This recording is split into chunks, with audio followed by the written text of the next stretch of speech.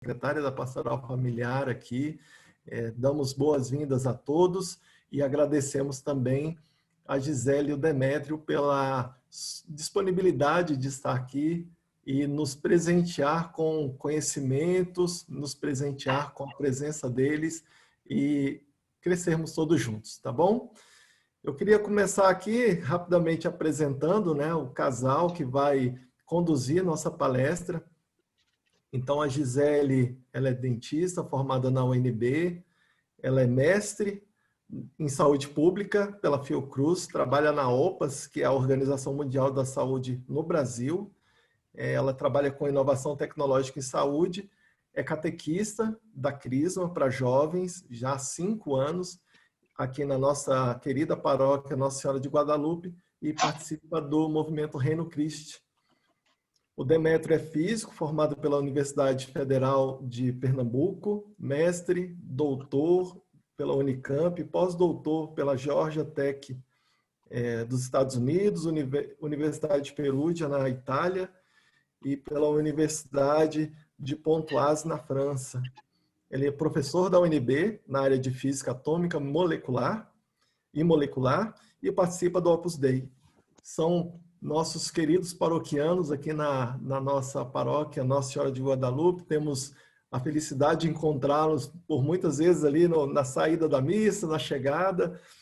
São casados há 18 anos e são os pais do Rafael e do Tiago. E com essa apresentação, queria dar boa noite a vocês, Gisele, Demétrio, que vocês sejam iluminados aí pelo Espírito Santo. E muito obrigado mais uma vez pela disponibilidade, por compartilhar conosco aí todo esse conhecimento, tá bom? Boa noite, tá com vocês aí. Boa noite. Bom, boa noite, obrigada Luciano e Suzana. É um prazer e uma alegria estar aqui com vocês e uma responsabilidade também, estarmos todos juntos aqui. Tendo em vista que dessa apresentação, eu acho que o mais importante é a gente dizer que nós somos os pais, né? Pais do Rafael e do Tiago, assim como todos os participantes que estão aqui conosco nesse momento também acreditamos, né, que são pais e que têm as suas preocupações, assim como nós também temos as nossas.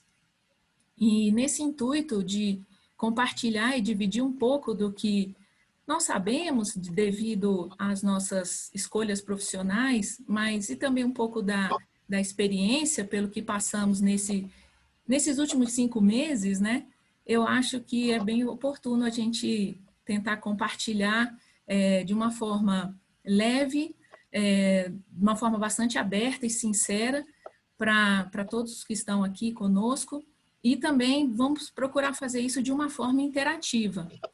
Eu acho que o compartilhamento, não só das nossas dúvidas e ansiedades, mas também das soluções que nós procuramos, achamos e encontramos dentro das nossas casas, eu acho que dividir isso pode trazer luz para muitas pessoas. E é nesse sentido que a gente pensou esse momento de hoje.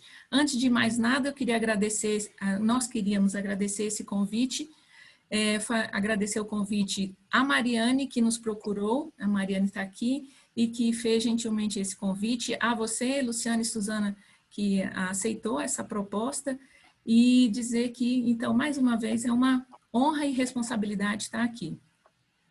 Bom, então, acho que para a gente iniciar essa palestra, nada mais conveniente e importante, acima de tudo, fazemos uma breve oração.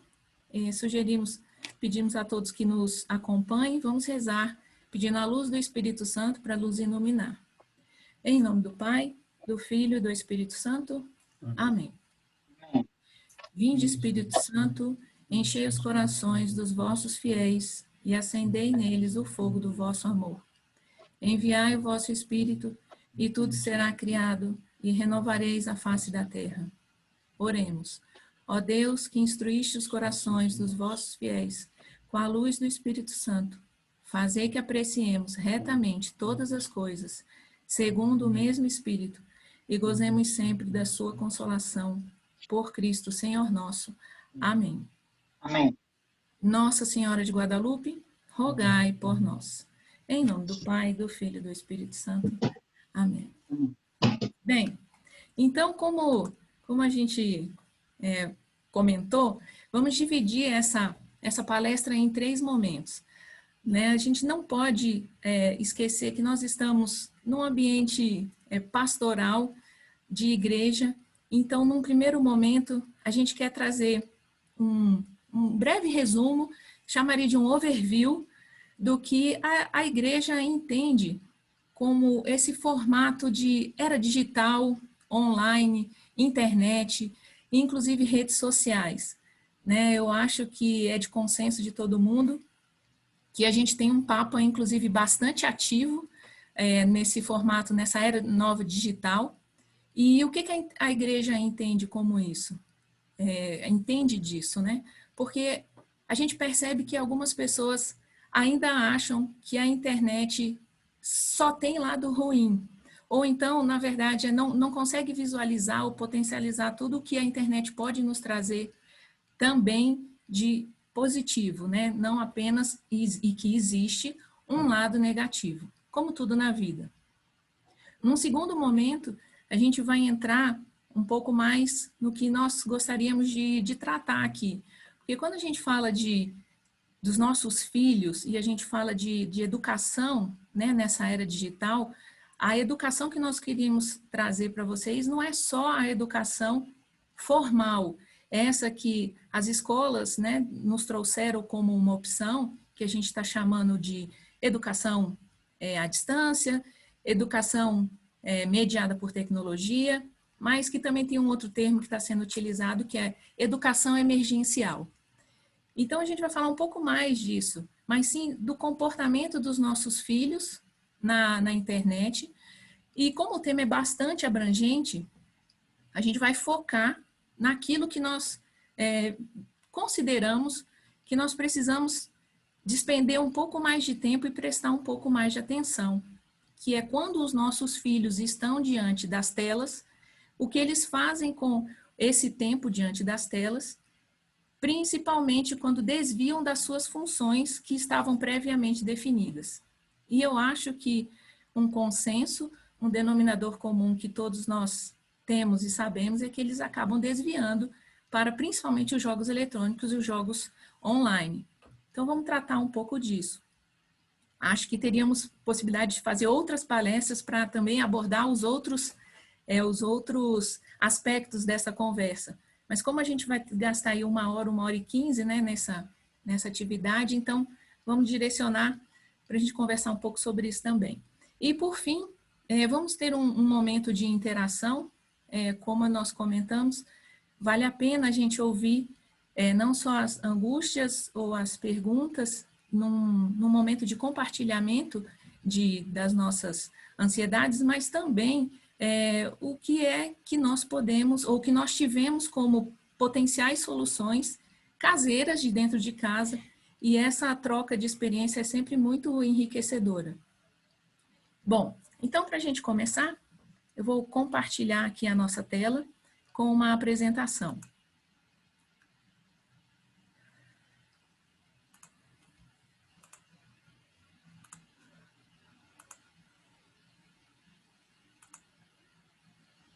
Acho que todos estão vendo. Ok. Vamos sim. Bom, então é isso. Fiquem à vontade se quiserem fazer perguntas. Fazer perguntas no meio. Deixa eu só corrigir aqui a questão da tela que a gente está compartilhando. Um momentinho, por favor.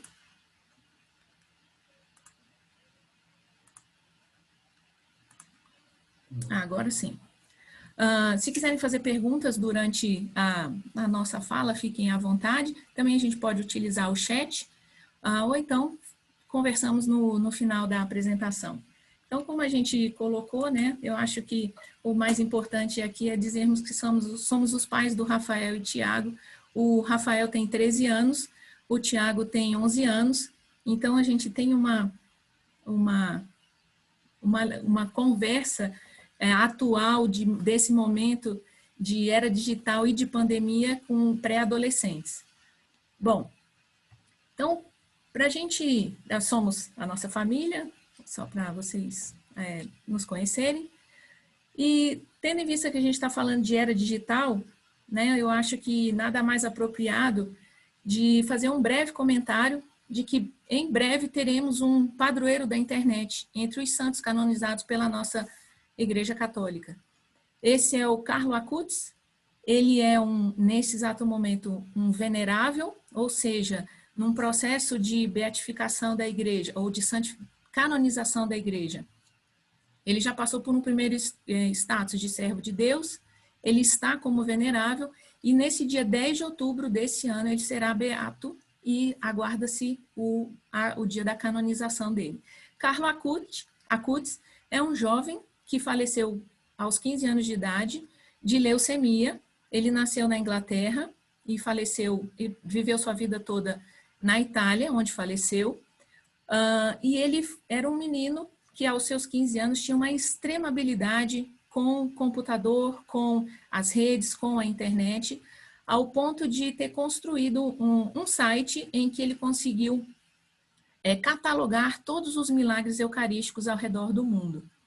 Ele também era muito conhecido por um amor à Eucaristia muito grande e por trabalhos e obras sociais de caridade bastante silenciosas. Ao ponto de ele guardava mesada para fazer as doações, os lanches melhores que recebia da mãe também doava, enfim, algumas coisas assim muito específicas da vida de um adolescente de 15 anos, e ele faleceu então aos 15 anos com leucemia, e no dia 10 de outubro será beatificado. E ele será considerado o santo padroeiro da internet. Bom, para a gente falar, né, sobre redes sociais e educação na era digital e etc., eu trouxe alguns dados aqui muito pontuais, mas eu acho que nos ajuda a contextualizar do que nós estamos falando, é que hoje nós somos, e esse dado aqui eu fui buscar no site do IBGE, ele é do dia de hoje, às 10 horas da manhã, nós somos no Brasil 212 milhões de habitantes. Né? E se nós buscarmos a informação, teve um levantamento da FGV de São Paulo no ano passado, de quantos smartphones estão já disponibilizados, comercializados no Brasil, nós temos 240 milhões de smartphones. O que significa que a gente já tem mais aparelho celular, ou smartphones, vamos assim dizer, do que população no Brasil.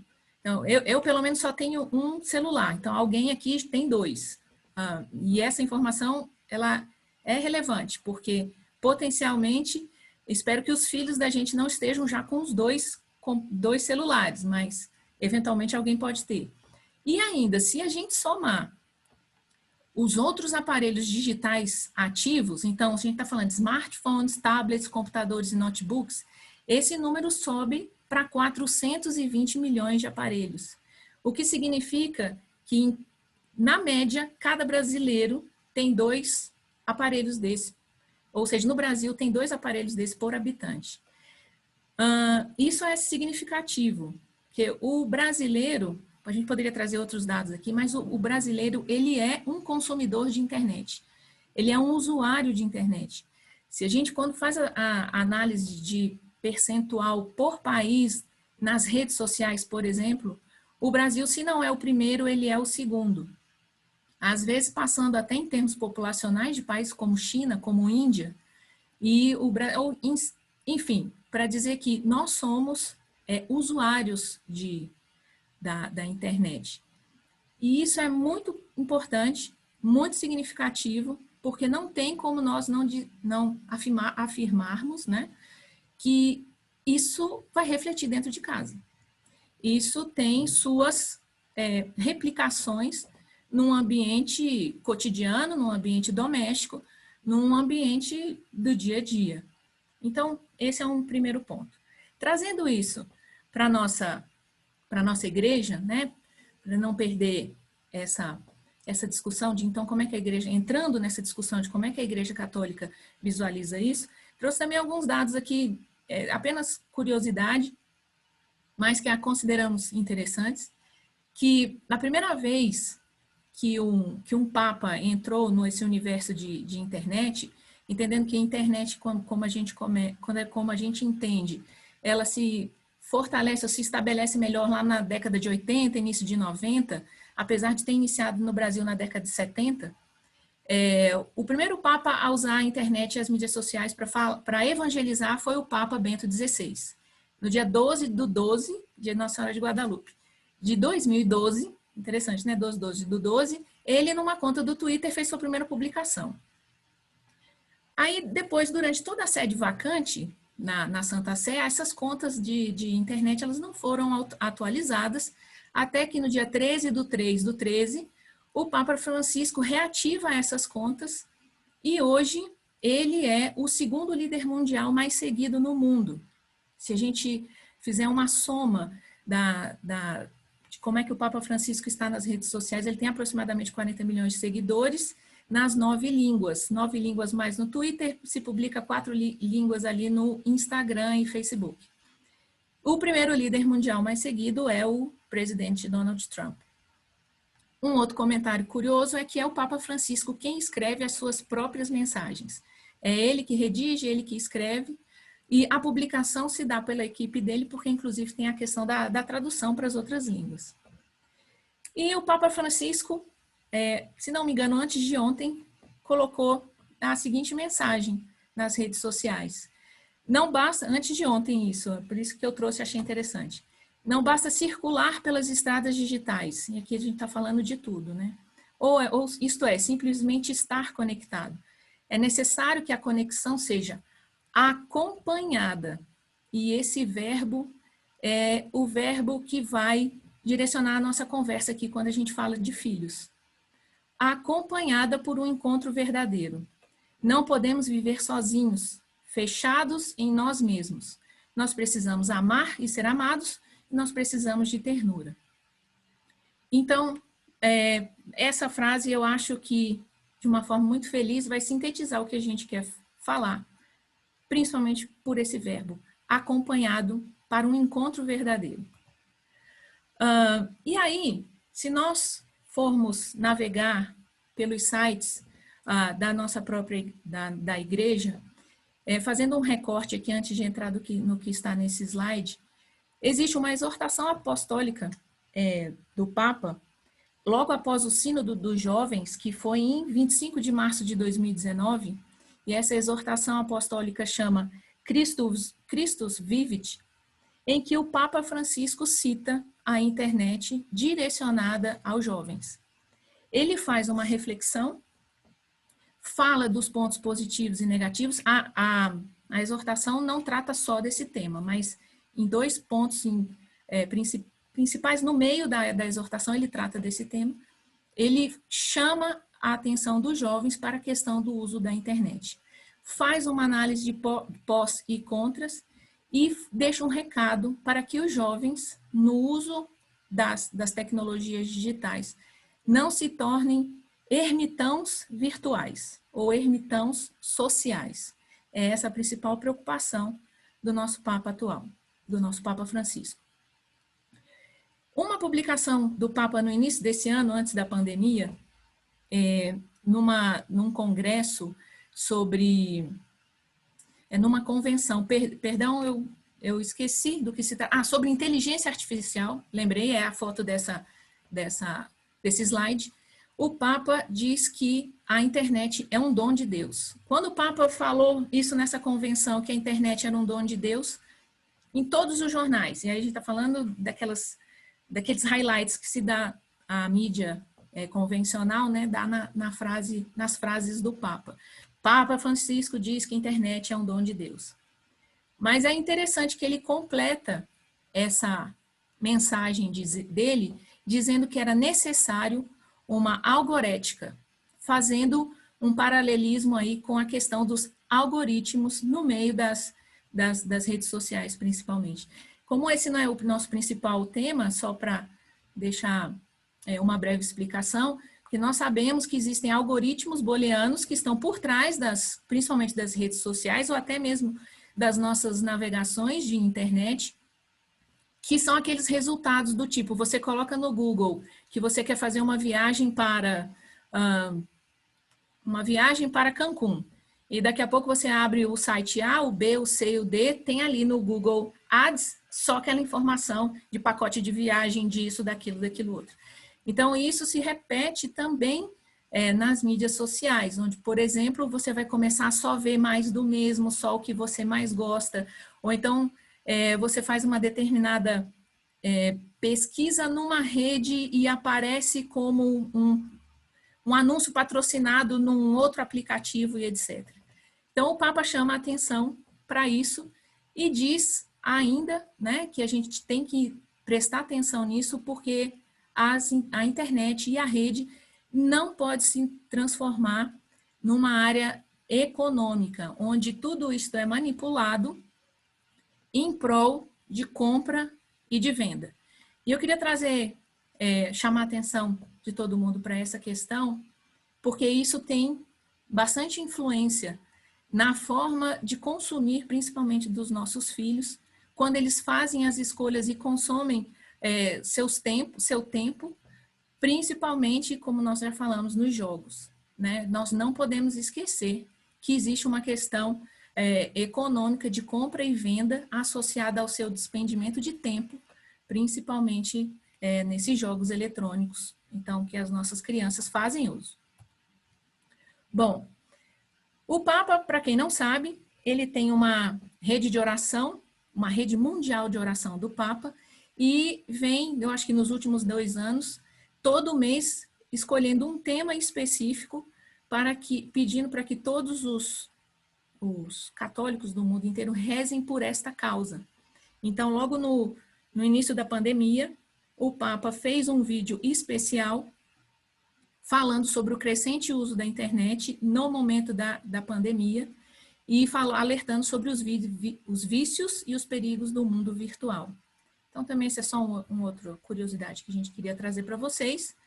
E ainda, agora no dia 24 de agosto, ele fala sobre a importância da era digital, da internet e das redes sociais para um processo de evangelização.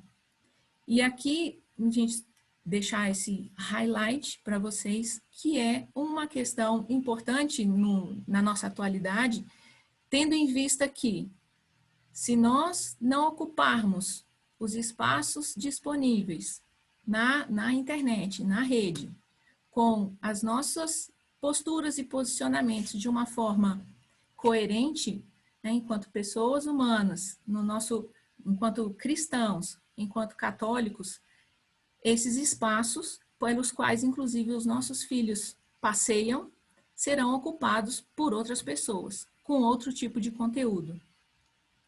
Então, sim, são múltiplos desafios e que a gente deve buscar objetos ou caminhos para o nosso discernimento e que nos confrontam com essa nossa nova realidade.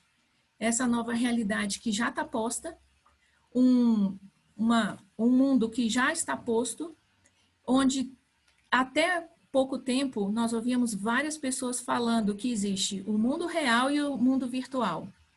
De fato, ainda existe um mundo real e um mundo virtual. Mas o que nós estamos vendo com o desenvolvimento dessas tecnologias é que essa intersecção, ela tem aumentado. Esse espaço de intersecção, ele aumenta. Então, a nossa coerência de vida nessa vida do encontro pessoal, nessa vida da troca, do olhar, onde o corpo também fala e tudo mais, com essas novas tecnologias e essas comunicações que a gente chama de síncronas, como essa daqui que está sendo possibilitada por uma plataforma que chama Zoom, isso tem aumentado. E isso exige de nós uma coerência no agir, tanto no nosso contato, como o Luciano e a Suzana falaram muito, muito felizes, ali no final da missa, quando a gente se encontra, como também nesses ambientes virtuais. E isso diz respeito aos nossos filhos também. A questão do anônimo na internet, ele já não existe. Isso definitivamente não existe. Então, não que uma coisa substitua a outra, mas essa coerência de postura, ela é necessária. Porque, inclusive, nós não podemos dar contra-testemunho nos outros ambientes virtuais que cada vez tem crescido mais, tem feito mais parte da nossa vida. Bem, e aí, em que momento que isso nos chamou aqui agora, falando enquanto pais, pais de 2 meninos, como nós falamos, pré-adolescentes, e eu sou da área da saúde, como o Luciano apresentou, o Demétrio é professor da universidade, é um educador, ele vai falar, ele tem mais experiência nessa parte da educação do que eu, sem dúvida. Eu sou apenas alguém que gosta do assunto de tecnologia e esse, inclusive, também é um objeto do trabalho, mais na área da saúde, mas com essa curiosidade a gente acaba expandindo um pouco as nossas leituras, né? E isso nos chamou a atenção aqui dentro de casa, para agora entrando um pouco mais no tema que a gente escolheu para trabalhar, para falar, perdão, é que no ano passado, a Organização Mundial da Saúde considerou e classificou a questão dos distúrbios de jogos eletrônicos como uma doença.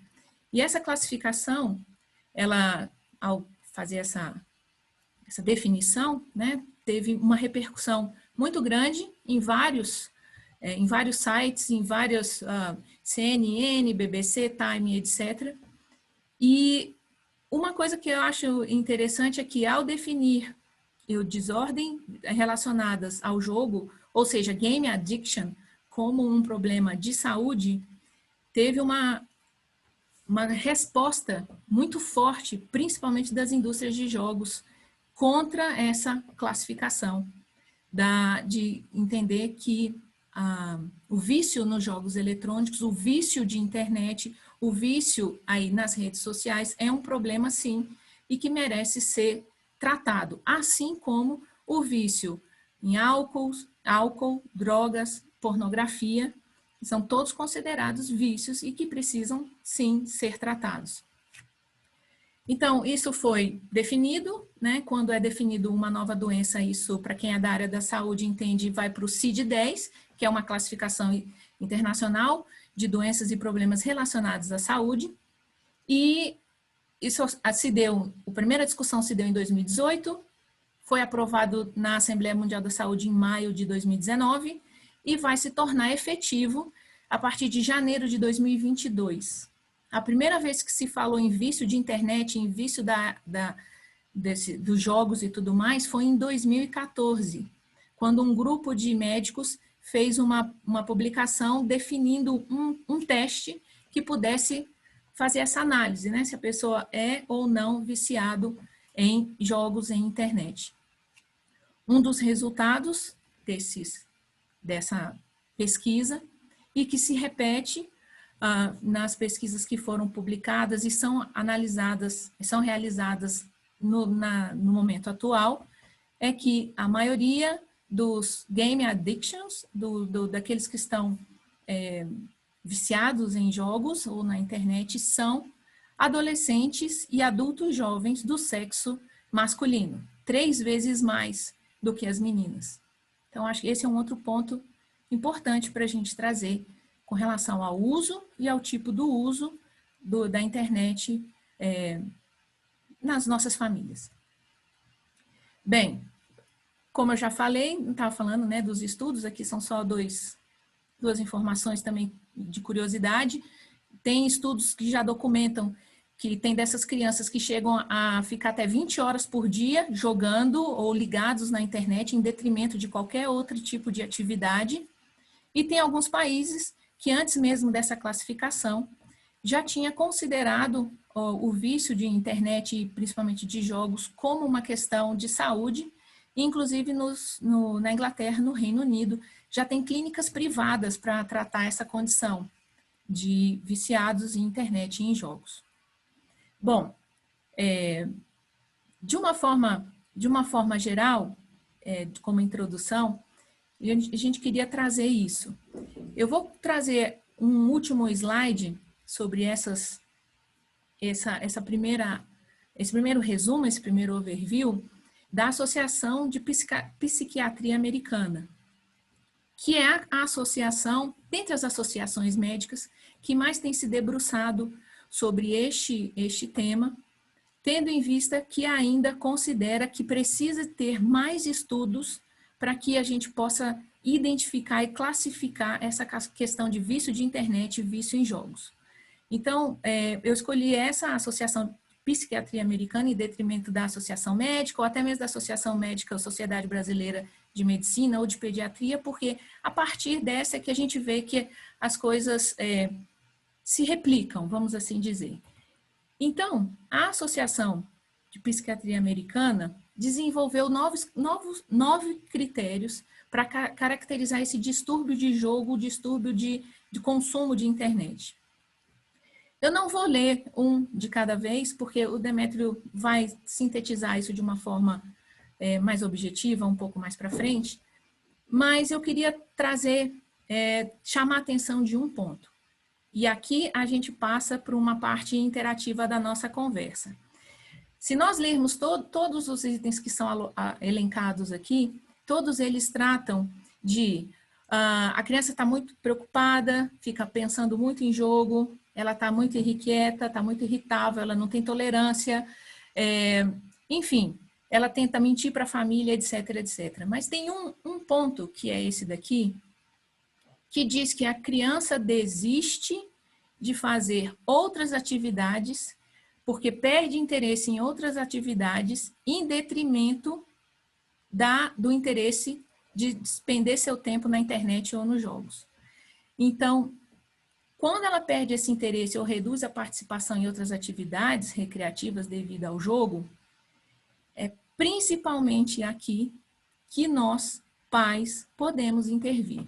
Porque quando a criança já está sentindo vamos chamar, sinais e sintomas de um eventual início de vício, vamos assim chamar, a criança já está nesse processo introspectivo de uma relação dela com a internet ou dela com os jogos. Mas e o que nós, que estamos do lado de fora, ao observarmos isso, o que nós podemos fazer? E esse período de pandemia que nós ficamos mais em casa, né, e algumas opções nos foram cortadas, eu acho que o principal desafio para tirar a criança do mundo online ainda é. Quais foram as atividades que foram inseridas na vida dessas crianças durante este período? É claro que vai falar assim, Gisele, tu estava preso dentro de casa, a gente vai fazer o quê? E aí é onde vem a parte, né, de nós como pais, de usar da nossa criatividade, mas mais do que isso, usar do nosso tempo para buscar soluções que possam potencializar outras escolhas dos nossos filhos em detrimento de uso de computadores, de telas, de redes sociais ou de jogos. E é aqui que, porque nós não temos uma receita pronta, né? Nós não temos, olha, vamos fazer assim, assim, anota aí, passo 1. Defina um momento específico para o seu filho. Passo 2, coloca o computador numa área pública, onde todo mundo possa ver. Passo 3, a senha é de comum acordo para todo mundo. São, sim, questões importantes que a gente pode conversar um pouquinho mais na frente, que nos ajudam a achar soluções para essas questões. Mas o grande desafio, nós achamos, o que nós colocamos como opção para os nossos filhos durante esse período, principalmente esse período de pandemia, mas isso serve para o pré-pandemia e vai servir para o pós-pandemia. E aí, nesse sentido, tem essas duas perguntas que nós gostaríamos de começar a interagir com vocês. A gente fez um formulário no Google Forms, super simples, então só com 2 perguntas, e essas perguntas são essas daqui. O que você, dentro de casa, fez, principalmente nesse período de pandemia, para poder levar para o seu filho, trazer para os seus filhos, como uma nova oportunidade de atividade recreativa?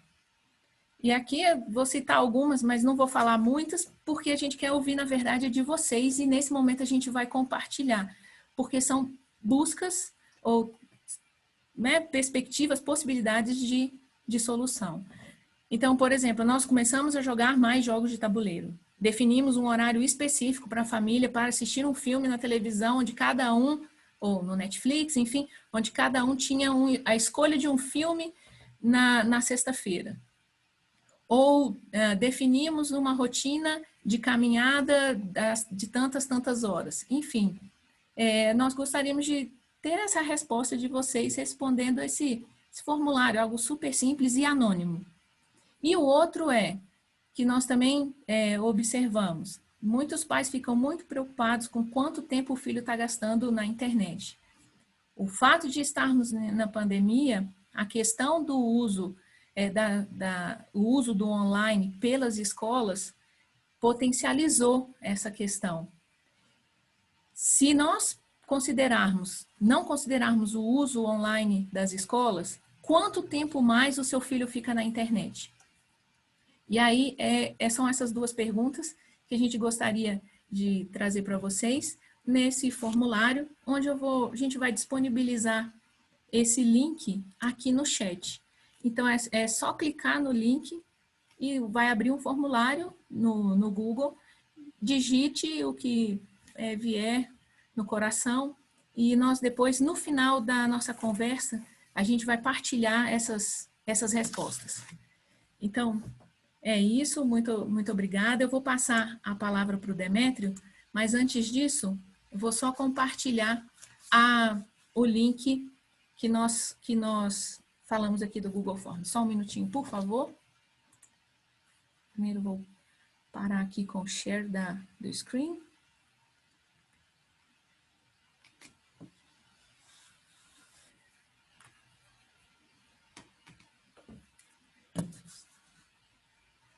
Aqui no chat.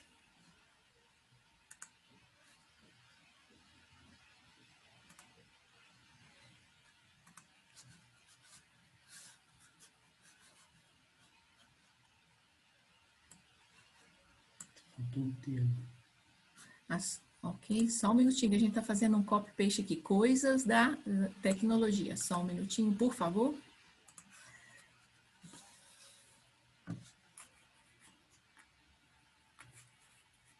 Então, aqui no chat, a gente vai disponibilizar esse link. Basta clicar que vai abrir o formulário do Google Form e aí é possível fazer essa resposta. Bom, vou passar aqui a palavra para o Demétrio. Vou só fazer uma segunda cópia aqui, que eu acho que vai... o segundo link que nós compartilharmos. Esse aqui que nós vamos compartilhar, uma URL curta, ele vai dar mais certo. Por favor, no segundo link. Bom. Compartilhe o PowerPoint. Vamos compartilhar aqui o PowerPoint e o Demétrio vai voltar à apresentação.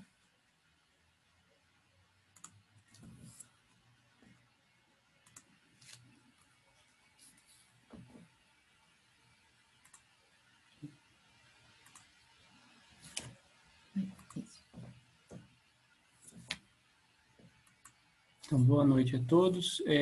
Eu venho tentando aqui acrescentar um pouco ao que já foi conversado pela Gisele, trazendo um viés de quem usa a tecnologia diariamente, né? Desde os 18 anos, quando eu entrei na universidade, de uma forma para desenvolver suas tarefas, né? Seu trabalho em pesquisa.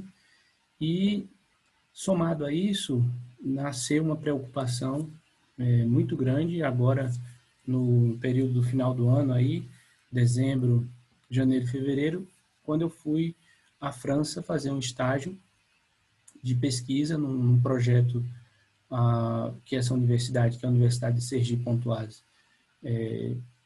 trouxe para o seu campus, onde 5 professores de diferentes áreas e diferentes lugares do mundo se reuniram para desenvolver seus projetos de pesquisa. Eu, na área da física, existia um pediatra e de quem eu tomei conhecimento desses fatos que eu vou apresentar para vocês e que me trouxe uma grande preocupação.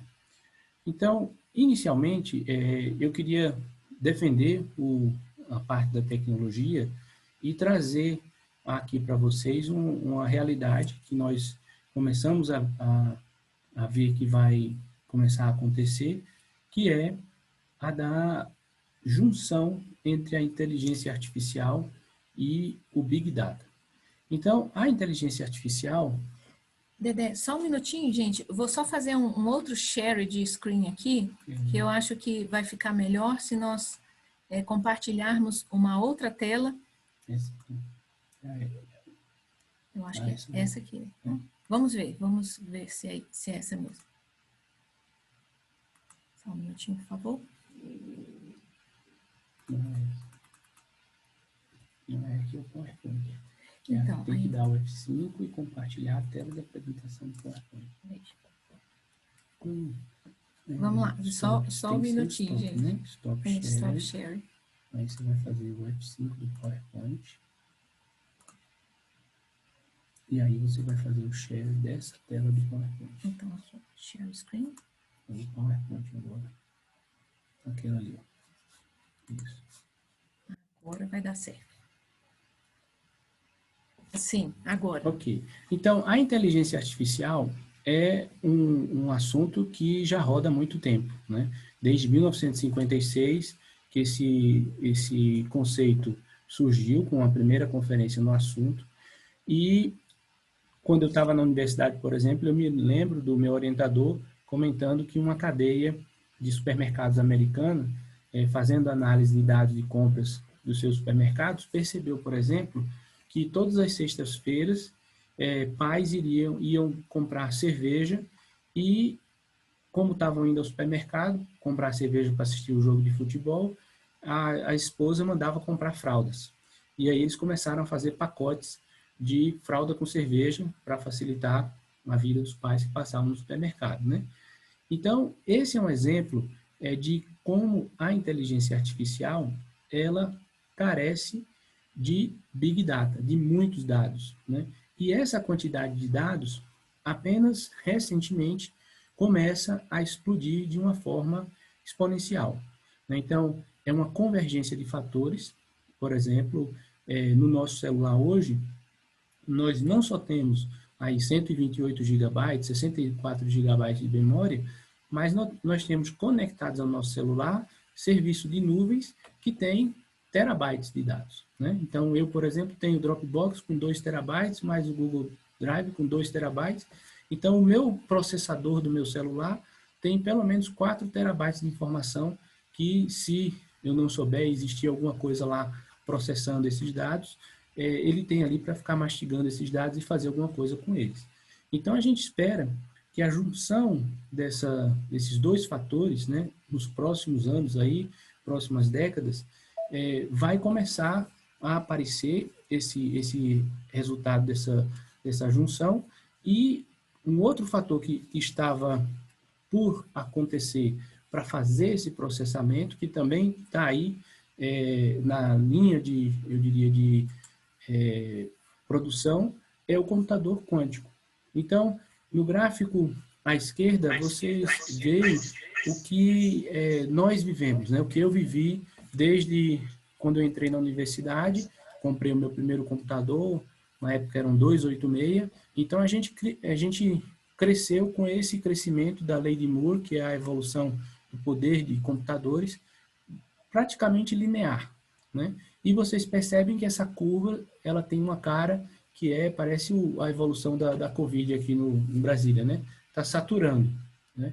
Então, ela vai saturando, e essa saturação, ela está associada a um limite físico dos processadores. Então, não existe mais como diminuir, não existe mais como acrescentar transistores dentro de um processador.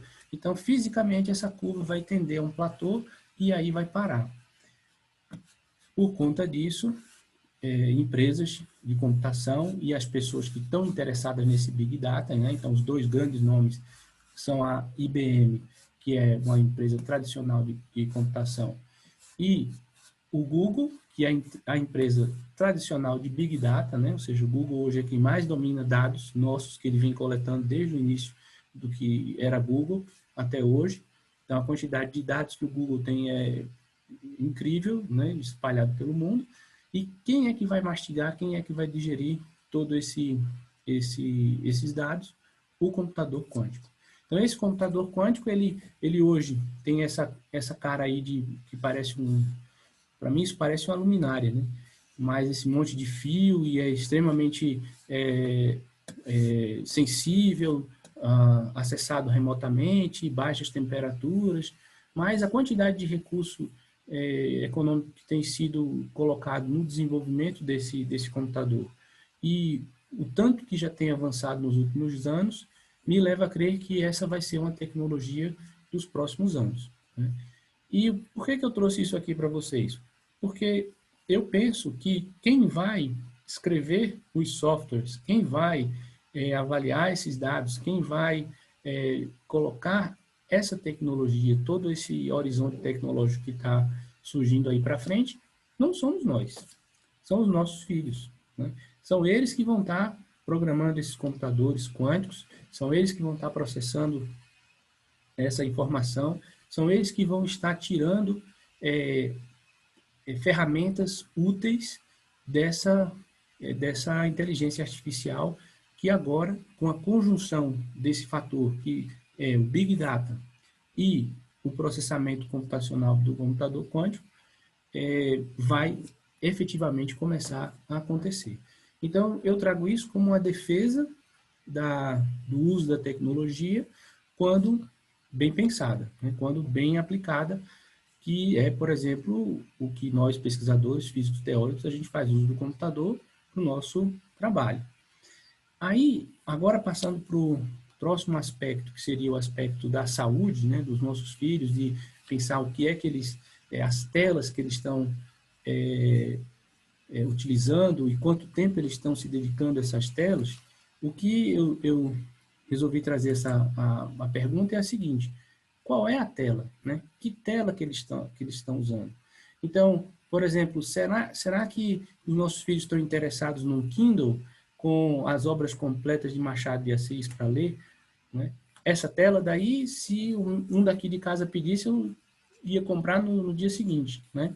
Principalmente com as obras completas de Machado de Assis. E essa tecnologia, gente, é uma tecnologia incrível, né? A qualidade visual do equipamento como esse, né, ele é superior, às vezes, em certas situações, né, a de um livro. E as ferramentas que estão inseridas dentro dessa tecnologia, por exemplo, esse dispositivo hoje conta com acesso à internet. Então, eu estou tentando, me virando aí para aprender o francês, então eu baixo livros em francês e quando eu tenho uma dúvida, eu clico ali na palavra e eu já abro um dicionário ou um dicionário de sinônimos ou até mesmo a Wikipedia. Então, é um tipo de tecnologia que eu diria aquela tecnologia que vale a pena, né? Bem diferente de você ter ali nas mãos do seu filho um celular com um grande poder de processamento e que ele está jogando, fixando os olhos em uma área super pequena, forçando ali toda a sua capacidade óptica para enxergar o que está naquela tela. Hoje em dia, alguns celulares, a tela dele tem uma resolução superior ao que a retina consegue observar. Então, você imagina o nível de detalhes e o quanto o nosso olho se esforça para observar esses detalhes que estão na tela do celular. Então, esse é um parêntese que a gente tem que fazer quando fala sobre tela de uma forma genérica. Passando para o aspecto mais prático, que é o aspecto do jogo, aí a gente tem o que os meninos aqui em casa começaram, né? O Rafael fala que ele teve uma das primeiras contas do Minecraft em 2006 e foi aberta a conta dele. E, por incrível que pareça, eu fui visitar um casal amigo nosso na Áustria e o que eu achei interessante é que lá na casa dele era praticamente zero tela, né? Então, eles não podiam usar computador, celular não tinham. E os dois eram um casal, o mais velho é da idade do Rafael e a mais nova da idade do Tiago. E eu fiquei incrível porque eu vi num dos momentos dele de não fazer nada, os dois estavam fazendo tricô. os dois, o menino e a menina. E um estava fazendo um objeto para o outro, né? E nos outros momentos, jogando jogo de tabuleiro e tudo mais. Mas o rapazinho, ele tinha um computador bem antigo. E qual era o jogo que tinha lá no computador dele? O Minecraft. Então, esse Minecraft é um jogo que você pode fazer construções tridimensionais, né? E quando esses jogos apareceram, a gente ouvia, né, aquela história de que, olha, esses jogos eles ajudam a criança a desenvolver o seu lado tridimensional, sua visão tridimensional, perspectiva e tudo mais. E quando você vê alguém jogando, e a gente viu o Rafael jogando aqui, é interessante realmente ele criando os aspectos tridimensionais e teve uma época que o Thiago me surpreendeu com uma pergunta, esse Minecraft, você joga ele geralmente em cima de um planeta, né? E quando ele fez o zoom para fora, ele viu que o planeta era redondo, e aí ele perguntou por que a água que estava na parte de baixo do planeta não caía, né? E isso ele tinha 5, 6 anos de idade. Então, de fato, existem jogos que têm um caráter, eu diria, educativo.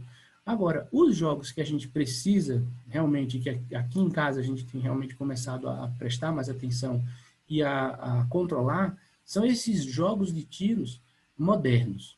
Eu, quando comecei a jogar no meu computador e ter algum tipo de jogo no computador, eu jogava esses jogos. Mas é incrível como esses jogos mudaram. Então, os jogos que eu jogava, por exemplo, era um jogo de guerra, onde eu estava andando por paisagens simuladas da época da Segunda Guerra Mundial, e aí aparecia lá longe um soldado, e aí eu dava um tiro e tudo mais. Esses jogos de hoje, você cai no meio de 300 pessoas que estão sendo conectadas pela internet, você leva tiro de tudo que é lado, e você tenta acertar outro. Então, meu computador fica do lado do computador que o Thiago usa para jogar, e eu vejo a excitação que eles estão, né?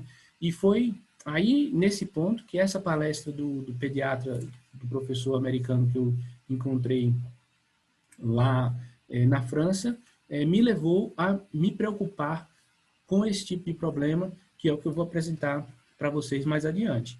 E um outro aspecto que eu queria trazer para vocês, aqui em casa os meninos também assistem muito YouTube, né? Então a gente às vezes quando para de jogar no computador, corre para a televisão e vem assistir o YouTube. E aí eu percebi, por exemplo, que o Thiago gosta muito de assistir um canal de História e Geografia, que a pessoa que construiu esse canal, de uma maneira muito interessante, muito lúdica, faz essas carinhas, faz umas coisas engraçadas e quando tem uma parte da guerra no espanhol, eles falam meio que um portunhol, e eles se divertem e estão aprendendo história, né?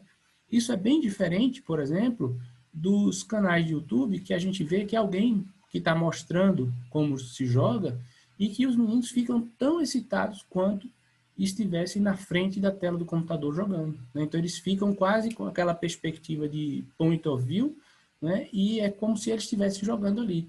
Então a excitação ela não modifica, né? Então o fato de ter saído do computador e ter vindo para a televisão, aí sim continua sendo uma soma de telas que levam a esse ponto, que é o que eu quero chegar agora, que é o que realmente me preocupa no momento.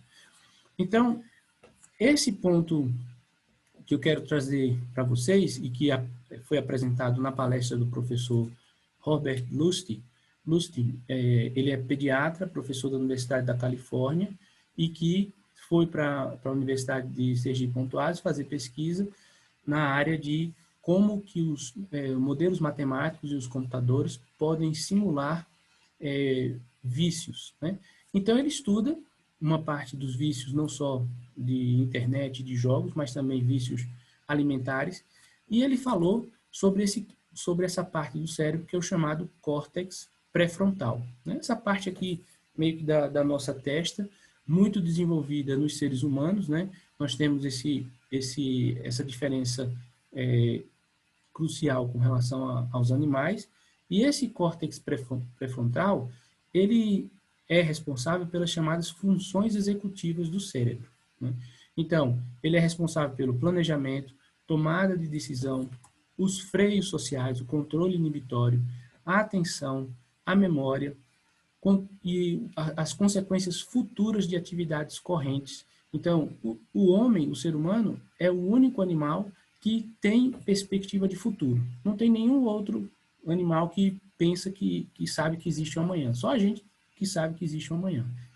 Então, essa área do cérebro ela está associada a essas decisões, né? O que é que eu faço hoje? Qual é a consequência disso no futuro?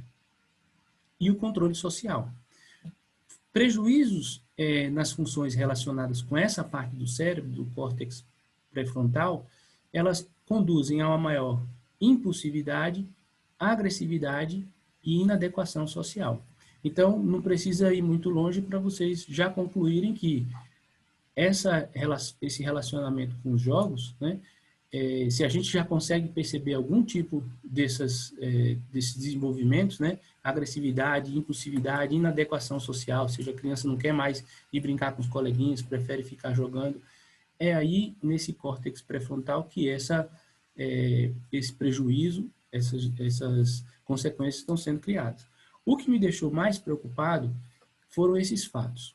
O primeiro, o desenvolvimento do córtex pré-frontal, que é a mielização, né, a proteção dos neurônios dessa região do cérebro, ele não está completo até os 20 ou 25 anos. Então, até passado da adolescência, ainda o nosso cérebro, essa parte do cérebro ainda está sendo formada. Ou seja, se nossas crianças estão jogando esses jogos de muita ação, onde os neurônios estão ali disparando, feito loucos e etc., você pode gerar danos nessa parte do cérebro, danos irreversíveis.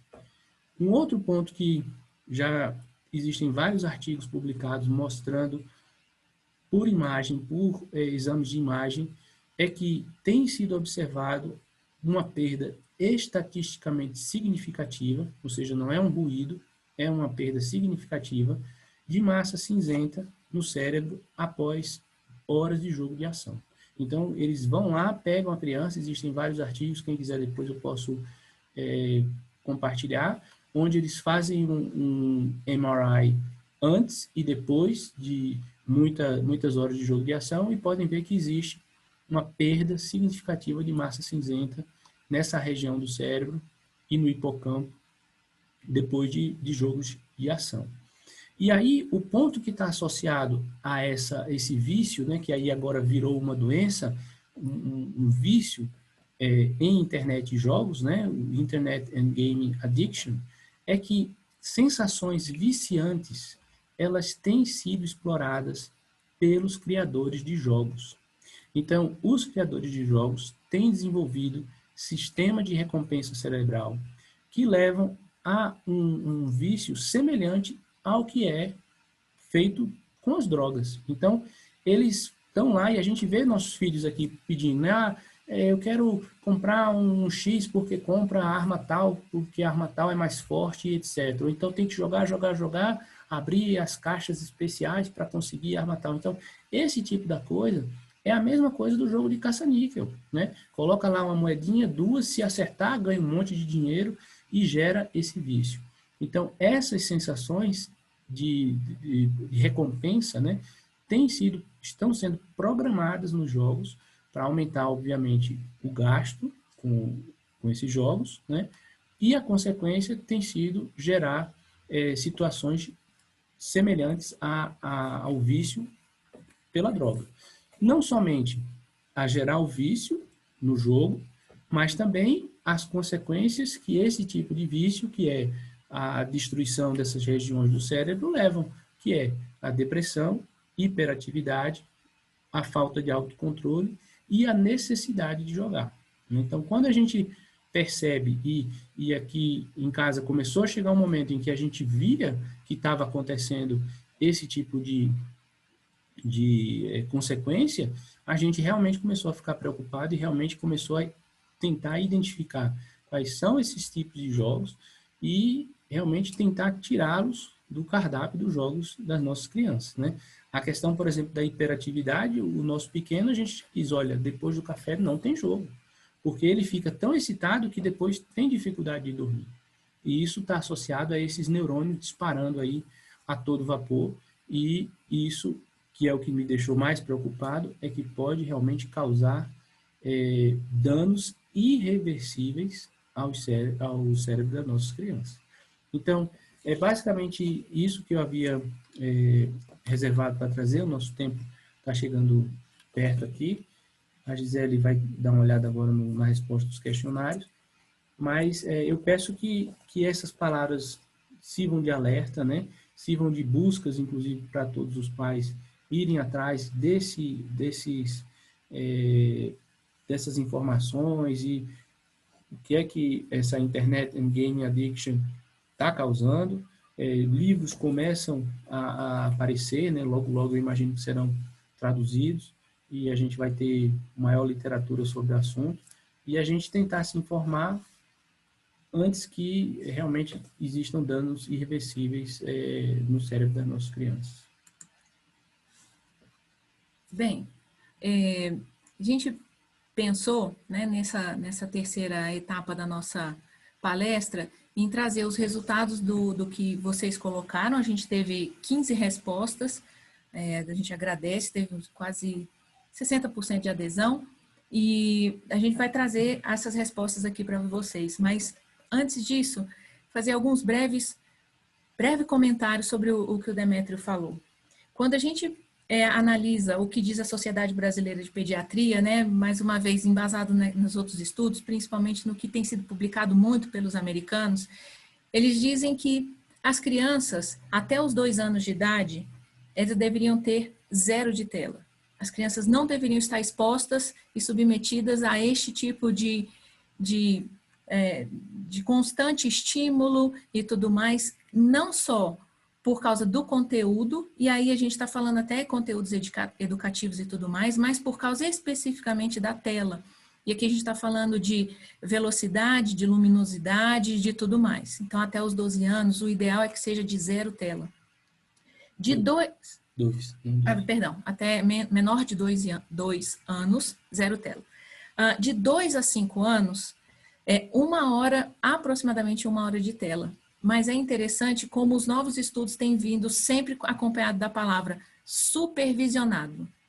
E aí, de mais de 5 anos, aproximadamente 2 horas, que seria o não possível de causar danos, mas a palavra supervisionado, ela acompanha. E eu acho que, nós achamos que esse é o maior desafio. E aqui, antes de chegarmos nas respostas de vocês, a gente tem que trazer uma discussão até mais espiritual, né, sobre as nossas responsabilidades enquanto pais na vida desses nossos filhos, porque não é obra do acaso, né? A nossa vocação e a nossa missão enquanto pais, nós estamos e somos pais ou responsáveis, né, dessas crianças por obra de Deus. A responsabilidade da educação dessas crianças é nossa, sim. E isso implica nos novos desafios. E a nossa geração, eu vou falar aqui por mim e o Demétrio, né? A gente está na casa dos 40, chegando nos 50. É esse o nosso desafio que está posto, né? Sejam pais um pouco mais jovens ou um pouco mais velhos, são esses os desafios da nossa geração. E para que a gente possa, né, ou sozinhos na nossa casa, ou compartilhando experiências aqui em situações como essa, tentar superar ou amenizar esses desafios, nós temos que nos colocar a esse serviço. E isso no mundo de hoje, nesse mesmo mundo que a gente falou lá na frente, num mundo extremamente conectado, num mundo rápido, num mundo que numa casa tem mais ou menos 2 aparelhos digitais, que todo mundo já tem um celular, que os nossos filhos nos vêm fazendo uso e a gente se comporta dessa forma e tudo mais, o grande desafio de nós como os pais é dedicar tempo. É esse tempo que está sendo... nós estamos dividindo com várias outras coisas e que os nossos filhos estão competindo conosco. Não é fácil. A gente não tem uma resposta pronta para isso, mas definitivamente é tempo. E tempo e desafio, em que sentido? Aqui vai. A gente, tem que procurar ver o que os nossos filhos estão vendo. A gente tem que procurar se inteirar e se entender dos jogos que os nossos filhos estão se interessando. Quando ele está na frente do computador, ele está vendo o quê? Quando ele está assistindo a Netflix, ele está vendo o quê? Quando ele está vendo o YouTube, ele está vendo o quê? Né? É igual, e aí, nesse sentido, né, tem um discurso muito grande que a gente percebe na internet, que tem uma opção do zero tela. Então, eu tiro todas as telas, eu não dou essas telas para os meus filhos até chegar um pouco mais velho, e aí depois eu introduzo as telas. Aí eu dou um celular para ele, alguma coisa assim. O que a gente observa, né, isso aqui com muita troca, principalmente com os nossos amigos que vêm conversar com a gente sobre esse tema, é que se você não educa, se você não supervisiona o seu filho a partir daquele momento que já é adequado você introduzir nesse mundo digital e nessa era digital, quando você entrega ao seu filho, por exemplo, o primeiro celular, por qual motivo for, ou porque ele pediu, porque todo mundo tem, ou porque a escola demandou por algum motivo, porque o aplicativo da escola, o exercício, as tarefas e tudo mais está ali, ou porque você achou que o seu filho já tem um determinado amadurecimento, que você pode dar para ele esse tipo de coisa, a criança vai quase que, vamos dizer assim, se perder nesse mar de informações, nesse mar de opções. Alguns amigos vão influenciar e vão trazer todas essas informações que eles já estão digerindo, né, durante todo esse tempo. Então, se nós não dedicarmos periodicamente, de forma supervisionada, um tempo para ver o que nossos filhos estão fazendo quando estão conectados, as coisas vão ficando um pouco mais difíceis. E aí é igual quando andar de bicicleta ou nadar, você vai pegar o seu filho com 10, 12 anos, tá bom, vou dar um celular para ele agora. E aí você vai deixar ele começar a nadar, coloca aqui nesse mar, que é um mar de internet, e se vira. Não, tem que estar junto. E se começar né, de forma gradual, acompanhada, e de novo, isso está diretamente relacionado ao nosso tempo, as coisas vão se tornar mais fáceis, porque nós também vamos ter que educá-los nesse mundo virtual, nessa era digital. Bem, esse é um ponto. A outra coisa também que a gente queria falar é que esse aumento, né, das aulas no formato virtual é um outro desafio que foi posto. É um desafio que está colocado neste período. Mas eu acho que é muito significante a gente perceber que, dentro de um contexto de intervalo de tempo, as coisas tendem agora a ir sendo minimizadas, né? Logo no começo foi um grande desafio para todo mundo. E aqui eu falo que foi um grande desafio, inclusive, para as próprias escolas. Né? Teve um momento aí de adaptação, um momento de necessidade de aprendermos o que a gente usa, o que a escola fez como opção, e teve toda uma questão aí de uma readaptação. Mas as pessoas estão falando e usando uma expressão de o novo normal, né? Particularmente eu não gosto dessa expressão, mas todo mundo entende quando a gente fala de um novo normal.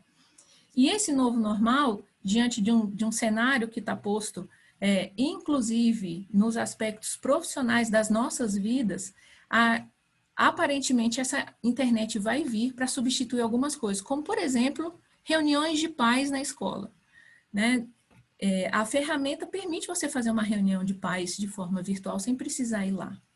Então, isso nos leva a fazer essa reflexão do quanto é importante estarmos acompanhando os nossos filhos, porque nesse novo normal, esse uso de ferramenta tecnológica, a gente gostando ou não, concordando ou não, inclusive sabendo manusear ou não, vai fazer parte da nossa realidade.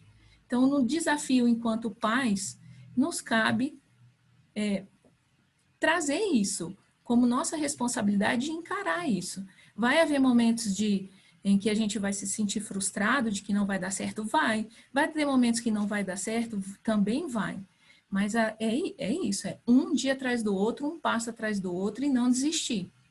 Porque o que a gente não pode é desistir, né, dos nossos filhos.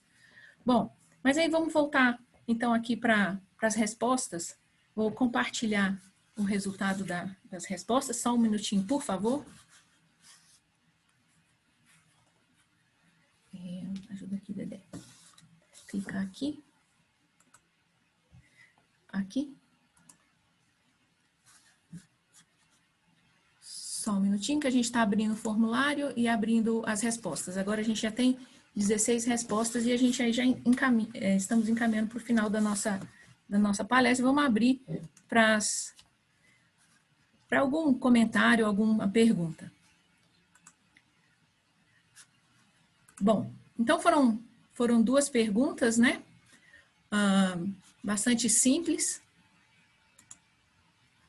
E a gente tem as seguintes respostas para a nossa primeira pergunta, né? Então, nós falamos assim, nesse mundo, nesse cenário que a gente tem de novo consumo de internet, e principalmente no período de pandemia, vocês inseriram alguma outra atividade criativa nova na rotina dos seus filhos? E aqui a gente tem as respostas. Bicicleta aos domingos, bordar ponto de cruz e ajudar nos cuidados da casa, auxílio às atividades domésticas, inserir as crianças nesse universo do cozinhar, né, da culinária, andar de bicicleta ou fazer esporte diariamente, passeio de bicicleta de novo, aula de inglês por meio do Duolingo. Tem gente que colocou os filhos na hípica, futebol, violão e inglês. Ficamos, né, mais unidos, inclusive fisicamente. De fato, essa é uma conversa que mereceria uma outra palestra, porque a pandemia trouxe, sim, alguns benefícios. Um é esse, sobre a proximidade maior da própria família, com, inclusive, suas brigas e tal, mas todo mundo ficou mais unido. Desenho, refeição em família, conversas, filmes, brincadeiras e interação com os irmãos. Aí tem nenhuma, leitura, caminhada semanal e cozinhar, e uma outra, perdão, agora eu estou enxergando, nenhuma. As atividades foram retiradas do mais velho por não estar aproveitando e também atrapalhava os professores nas aulas com assuntos não pertinentes às aulas. A gente acredita que essa resposta diz respeito às aulas online, né? O que era oferecido de forma complementar ou diferente, né? Também estamos entendendo dessa forma, ele não se interessava em realizar. A mais nova também não retornou às atividades extras e de vez em quando descia no prédio para brincar. A gente entende perfeitamente a dificuldade, principalmente dos mais novos, dos mais velhos, perdão, de não aproveitar o cenário, e eles, por vezes, são mais reticentes. Aqui teve um outro de rezar o terço diariamente pelo Google Meet, rezar o terço com a família e culinária. Acho que essas respostas aqui, né, dão um cenário para a gente do que é que podemos fazer para, a partir dessa situação de pandemia, que já está sendo, de certa forma, né, amenizada, mas ainda estamos em quarentena, as famílias encontraram como sugestão ou como possibilidades de novas rotinas, né? Aqui em casa, algumas das que foram citadas aqui, nós também fizemos, e eu queria comentar duas atividades que nós fizemos decorrentes da pandemia e que trouxe um resultado bastante interessante.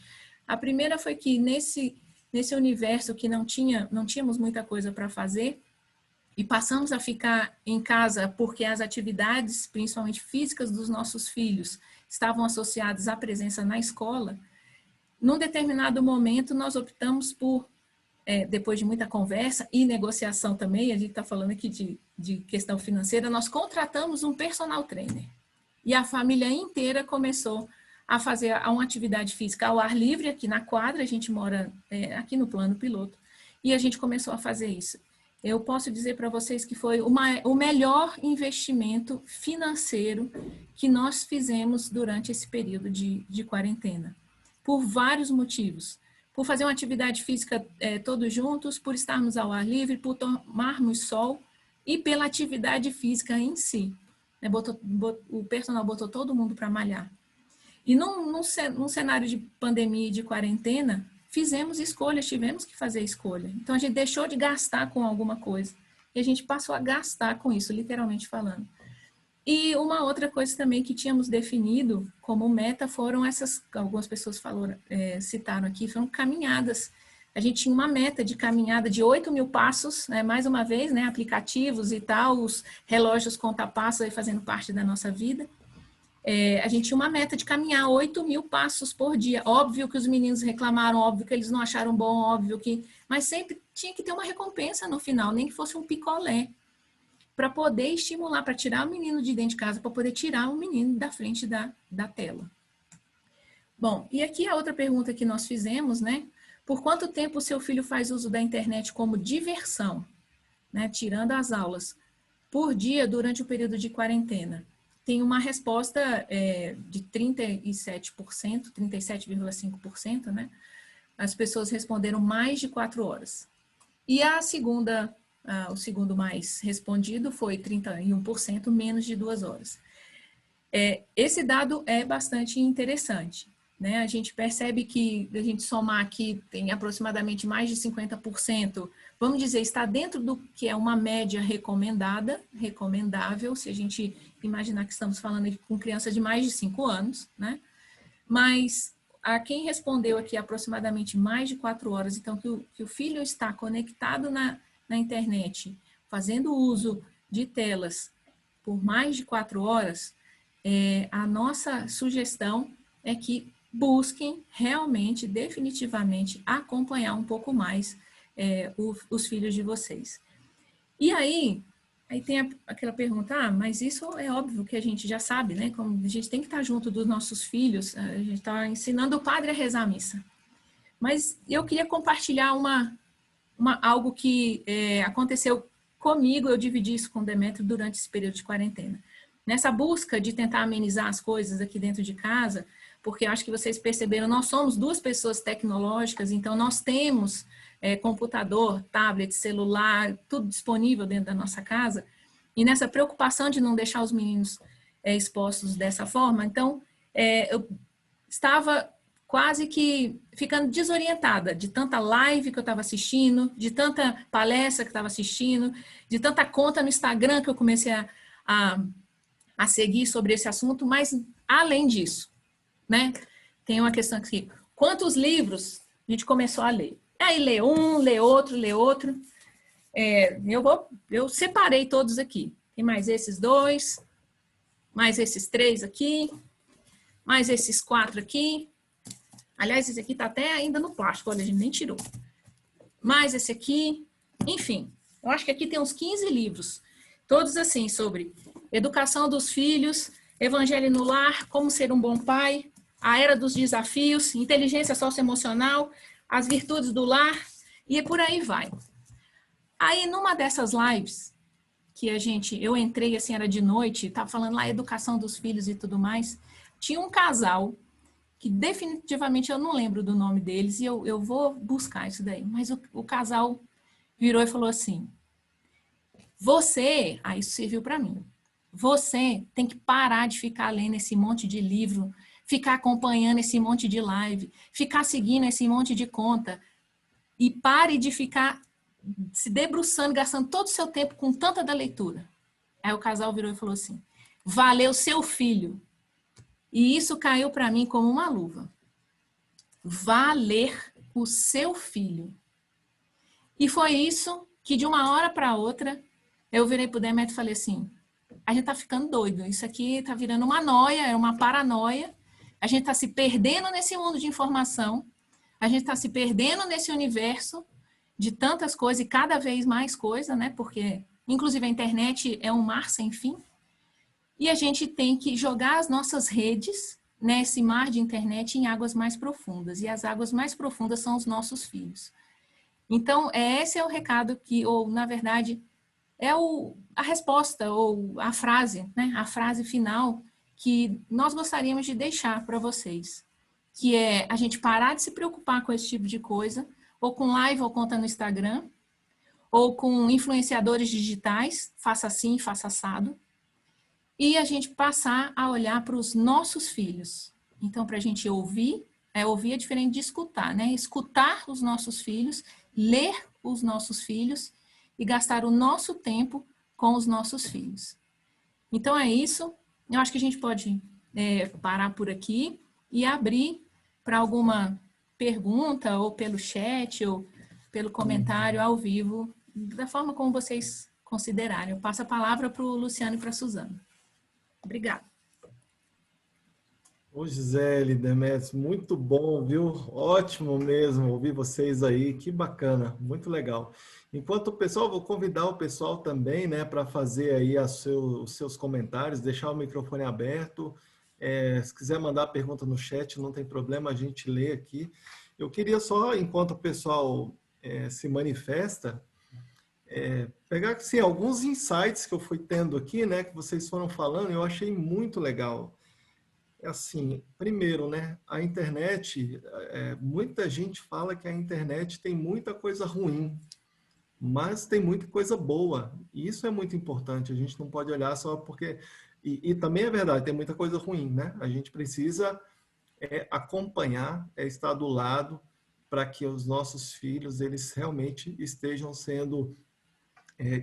consumindo a parte boa da internet, né?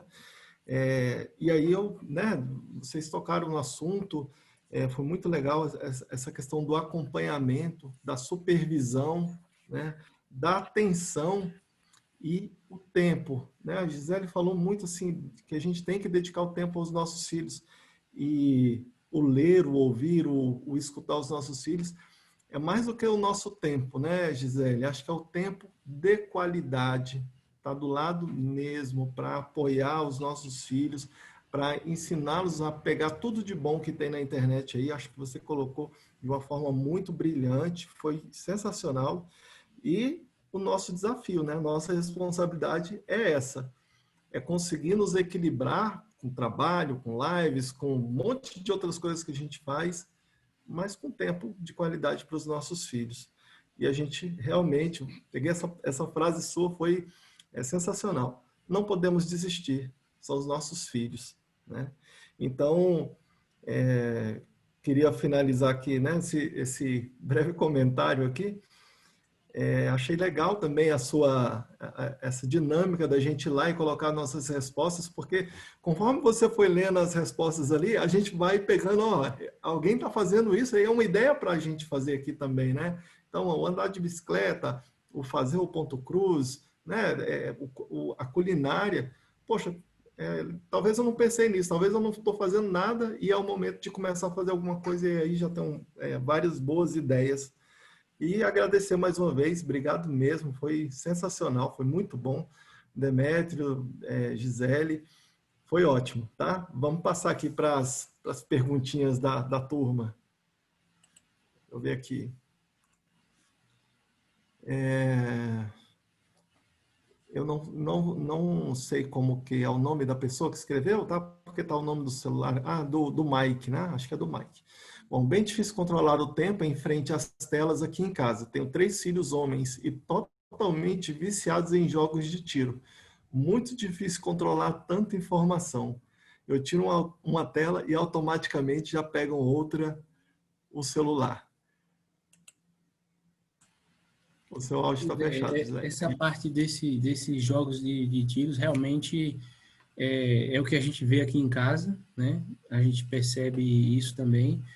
E o que me deixou preocupado é exatamente nessa estratégia, e que a gente tem que colocar isso na nossa cabeça, Mike, que de certa forma a gente está sendo enganado, né? É um jogo quase que desonesto que essas empresas de jogos que preparam esses jogos, de utilizarem dessas ferramentas, desses artifícios do sistema de recompensa, né, que é essencialmente a ideia dos jogos, né, de caça-níquel, né, de ficarem tirando não só tempo e dinheiro dos nossos filhos, mas aí o que eu fiquei mais preocupado é a saúde, né? Então, a gente não pode, eu acho que todo mundo está de acordo que se a gente descobrisse que um dos nossos filhos nessa idade estivesse usando drogas, a gente teria uma resposta extremamente enérgica, né? E a gente teria a nossa vida mudaria, né, nesse sentido.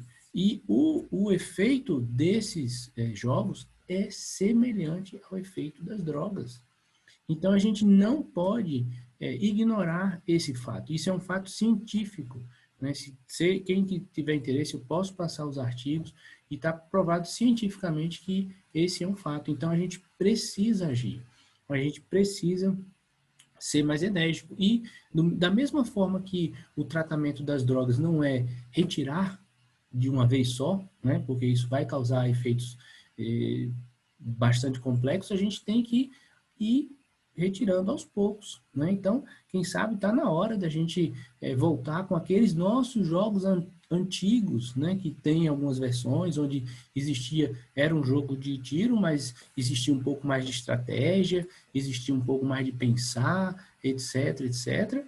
E evitar esses jogos que, como eu estou falando, eles são realmente preparados para tornar o aspecto viciante e fazer com que os nossos filhos comprem aquilo ali e usem cada vez mais, e isso a gente tem que tomar realmente como uma afronta à nossa inteligência, né? A gente não pode desistir dessa batalha, e é uma batalha séria, né? Em muitos países, nos Estados Unidos, o professor, que ele é americano, ele estava falando que ele tem uma luta terrível contra essas empresas de jogos, e batalhando para limitar essa questão da idade, né? A gente tem vários jogos aqui que os nossos meninos jogam que tem lá, proibido para menores de 18 anos. Como é que a gente deixou esse jogo passar para eles? Não podia, né? Então, por quê? Porque não existe controle. Então, a gente realmente precisa vestir essa armadura e ir para frente. Muito legal, Demetrios. Acho que o que você falou aí com muita propriedade é o que a gente precisa ter mesmo, né? Primeiro, a coragem de enfrentar o problema, né? Se existe um problema, a gente tem que enfrentar, por vezes colocar as alternativas, né? E explorar essas alternativas. Acho que quando a gente compartilha, né? A Gisele trouxe a lista de várias atividades que a gente tem condições de fazer, e são só algumas, né, Gisele? A gente tem uma infinidade de outras atividades que a gente pode fazer para, né, de repente, você não consegue de um dia para a noite acabar com, né, vou cortar tudo, mas você consegue aos poucos ir diminuindo isso daí, né? Deixa eu ler mais um comentário aqui. É da Fabiola, tá? O mais velho sofre as consequências do uso excessivo da internet. Por mais que conversássemos, ele, por teimosia viciante, jogava de madrugada. O que fazer? O do meio também agarrado no celular e jogos, sendo que os jogos estamos freando. E a pequena questiona, pois ela não pode ficar com eles. Estamos numa luta constante, o que fazer para conscientizá-los? Eu acho que é o desafio do século XXI, né? Esse daí aquela pergunta que todo dia a gente se faz, né, gente? Luciano, eu queria responder essa pergunta da Fabiola com uma experiência compartilhada aqui pela Laura, que ela colocou primeiro aqui, ter coragem de retirar. Né? E eu acho que essa palavra é coragem, tem que ter coragem de retirar. Afinal de contas, buscamos, né, ser amigos dos nossos filhos, vamos sentar, vamos jogar junto, etc. Mas nós somos os pais dos nossos filhos, né? E existe a questão de uma autoridade. E aí, complementando ainda, que eu achei interessante aqui o que a Laura escreveu, é que a gente fez várias vezes a experiência de tirar 100% o jogo e colocamos o Miguel, acho que é o filho dela de 12 anos, para analisar o próprio comportamento e o sentimento dele. E ele mesmo percebeu a diferença. A conscientização dessa pré-adolescente ou dessa adolescente, com mais facilidade ou menos facilidade, a gente pode conseguir sim. Então, com coisas como essa, a gente tira e muita conversa, coloca a criança ela mesma para se autoanalisar. Eu queria também compartilhar uma breve experiência que nós tivemos, que também conversamos com vários amigos sobre isso, é que na tentativa de tirar do nosso filho mais velho, que tem 13, né, vai ficando mais velho, vai ficando mais resistente, a gente trouxe como opção aqui para dentro de casa, nesse período de pandemia, e assistir filme no drive-in. Né? Tudo fechado, não tinha opção nenhuma, o que a gente vai fazer? E nós éramos uma família que frequentava no cinema. Somos todos amantes do cinema, seja ele qual for, de qualquer formato for, enfim. E aí a gente, vamos para o drive-in. O mais velho não quis ir de jeito nenhum.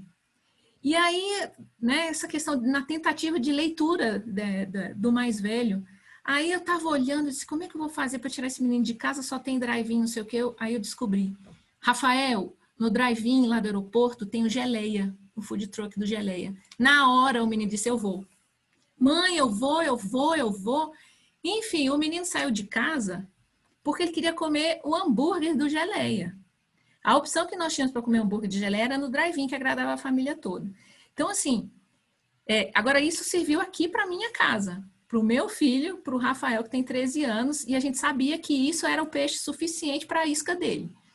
Então, a gente tem que ver essas coisas, né, dentro da nossa casa com os nossos filhos. Então, como tirar, principalmente para os mais velhos, né? Não que o sistema de recompensação e troca seja o ideal, mas que a gente pode de vez em quando fazer uso disso, a gente pode sim, porque a gente tem que ser inteligente, a gente tem que colocar a nossa inteligência emocional para funcionar também nessas horas.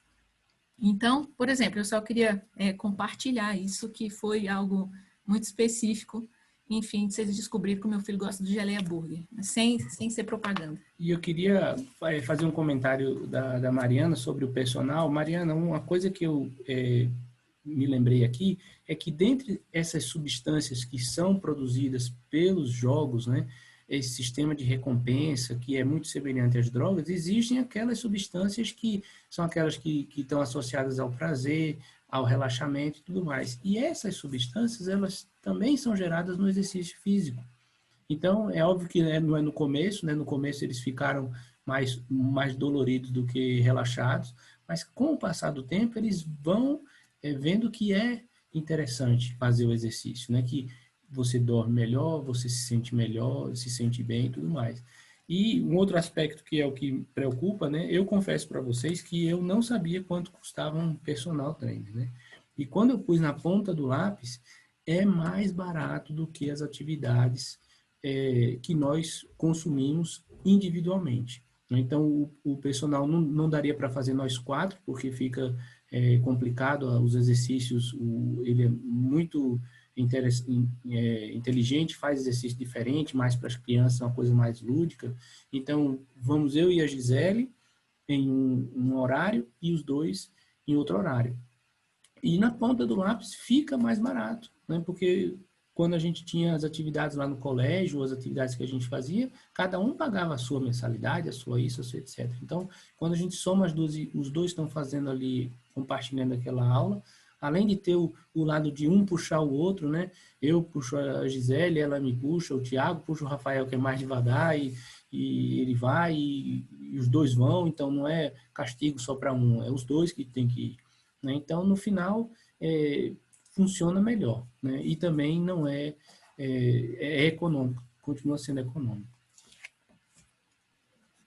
Muito bacana. Só para registrar aqui, são vários elogios aí da Mariana, da Gisele, da Juliana, a Laura, muita gente elogiando, Judite.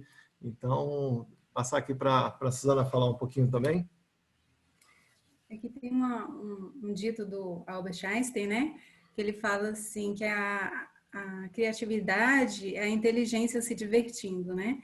E Deus nos deu, quando Ele nos dá os filhos, Ele também nos dá a graça de criá-los, né? A gente está nesse desafio imenso, mas eu tenho certeza que se a gente pedir todos os dias, né, para o Espírito Santo nos dar essa sabedoria, essa capacidade, né, de guiarmos, porque assim como a Gisele falou, né, às vezes a gente mesmo, nós adultos, a gente se perde no mundo de informações, a gente pensa assim, vou enlouquecer com tanta coisa. E como garantir que os nossos filhos não vão se perder, né? Com tanta informação ali no celular, né? No dispositivo. Então, a gente tem que estar realmente com esse tempo, né? Foi bem dito aí, esse tempo de qualidade, essa leitura dos nossos filhos e também perceber que nós somos frágeis, né? Eu estava até refletindo aqui que São João Paulo II, quando ele era Papa, né? Às vezes ele mesmo pegava o carro escondido, ia para as montanhas para esquiar, escalar com roupa de civil ali, dava uma fugida, mas a gente precisa ter esse tempo de respirar, de olhar para dentro, né? Sentir o nosso equilíbrio, porque a gente precisa passar esse equilíbrio para os nossos filhos, né? Então, com isso, a gente vai tendo esse discernimento, essa sabedoria de estar tratando todas as coisas da forma como deve ser, né? Eu agradeço muito a palestra de vocês, foi muito edificante e tenho certeza que daqui para frente a gente também vai ter um olhar mais diferenciado para os nossos filhos, tentando utilizar essa criatividade com esses frutos aí que vocês colocaram, que cada um compartilhou, todo mundo já está abrindo a mente para poder utilizar novas estratégias, novos meios, né? Porque são os bens mais preciosos, né? Isso aí, legal. Queria agradecer, né? Tem aqui a Camila também dizendo foi maravilhoso, parabéns aí, o Jorge dizendo parabéns aos palestrantes. Muito bacana, eu queria agradecer a todos, né, que estiveram aqui conosco, que investiram um pouco do seu tempo aqui para ouvir a Gisele e o Demétrio, que falaram com bastante propriedade sobre o assunto, trazendo aí várias questões, aprofundando, né, um pouco mais na questão da tecnologia e principalmente abrindo nossos olhos, né? Acho que é importante que a gente saiba obviamente que a gente não vai explorar o assunto até finalizar tudo, né? Não tem como. Mas o mais importante é abrir os olhos e que a gente tenha consciência aí para poder educar melhor os nossos filhos. Então, agradeço a todos, desejo uma boa noite, que Deus abençoe a todos e em breve teremos mais aí palestras, mais parceria com a Crisma, com a catequese e que Nossa Senhora de Guadalupe esteja rezando por todos nós. Amém. Obrigado, Luciano, Suzana. Eu estou vendo a Juliana Cunha aqui com a mãozinha levantada. Só não queria me despedir sem deixar ela falar primeiro. Eu não sabia se ia poder essa interação, então eu deixei aí, porque eu estava aqui animada assistindo sua palestra e cada coisa que você ia falando, eu ia lembrando de um livro, a louca dos livros, estava igual você aqui, né, com a pilha. Essa história até do vício, né, que o cérebro descarrega pequenas descargas de dopamina quando você está jogando, joguinho besta até, não precisa nem ser um joguinho muito elaborado. Eu acho que eu li isso assim, há uns 10 anos num livro do professor Pierluigi Piazzi, que ele já falava disso, falava das clínicas de internação de crianças. Que aberração é essa, meu Deus? A que ponto chega de você levar seu filho, uma criança, para se internar, para se curar de um vício, né?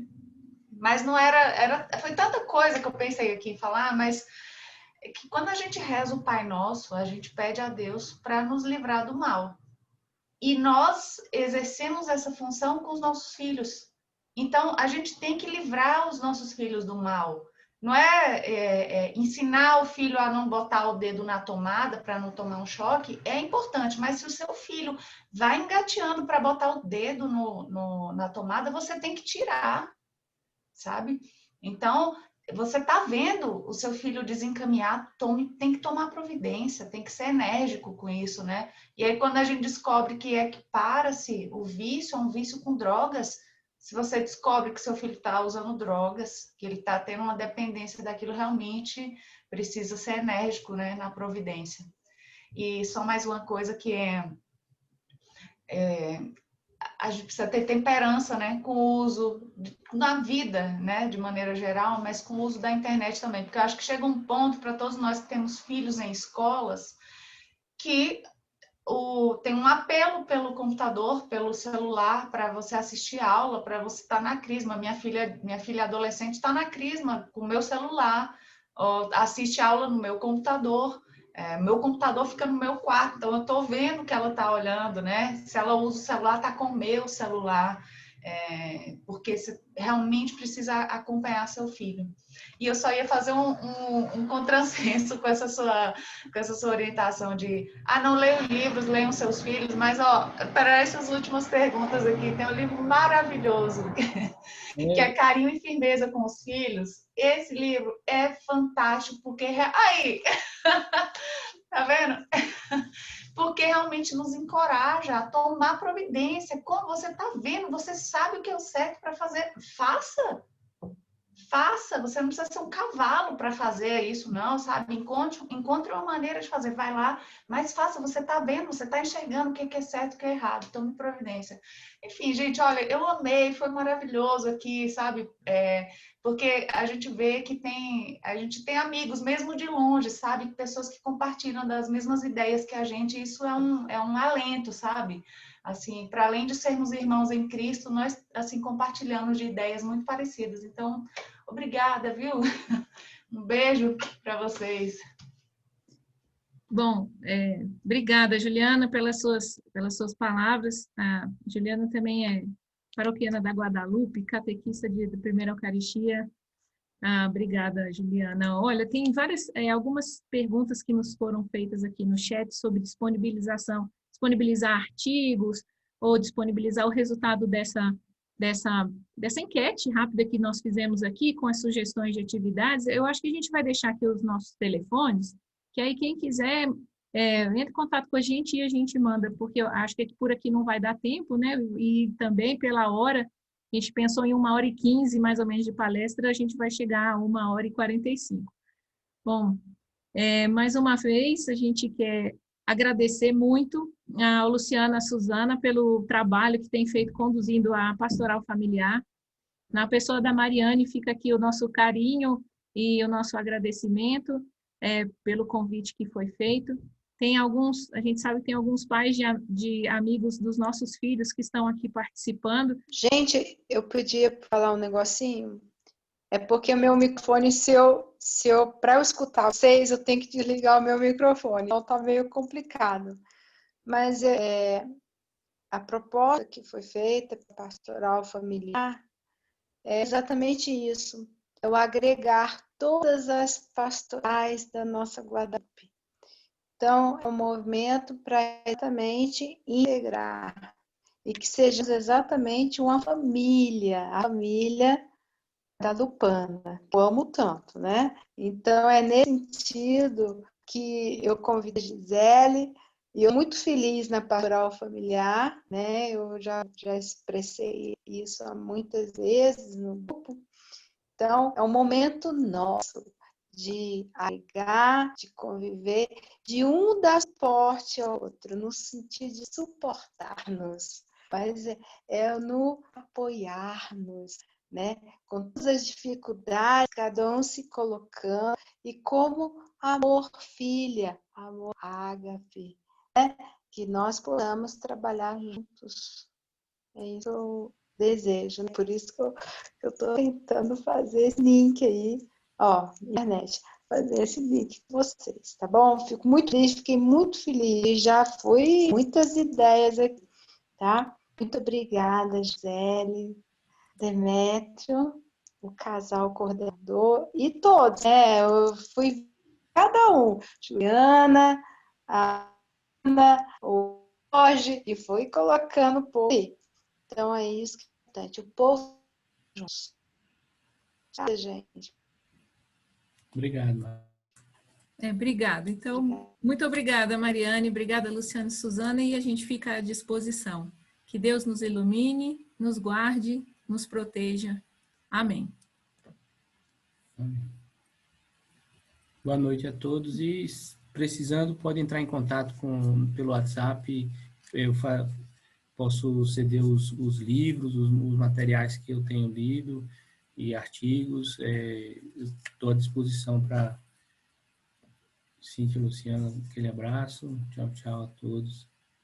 E estou à disposição para ajudar aí no que puder. Eu sei que o Luciano quer me fazer uma pergunta sobre o computador quântico, mas depois a gente conversa, Luciano. Olha, parabéns, viu? Depois vocês trocam figurinhas. Depois, se a gente sentar para conversar, vai ser uma tarde toda. Obrigada, Gisele. Tchau, gente. Obrigada, Um abraço. Tchau, gente. Boa noite. Fiquem com Deus. Boa noite. Com Deus. Boa noite, Fabíola. Obrigada pelas palavras. Boa noite. Obrigado pelo apoio, por tudo que vocês passaram para nós. Foi muito bom. Obrigada. Fica com Deus. Tchau, amém. Tchau. Tchau. Deus abençoe a todos. Obrigado. Obrigada, amém. Luciano, Suzana, se eu fechar aqui a sala, vai encerrar e vai desligar tudo.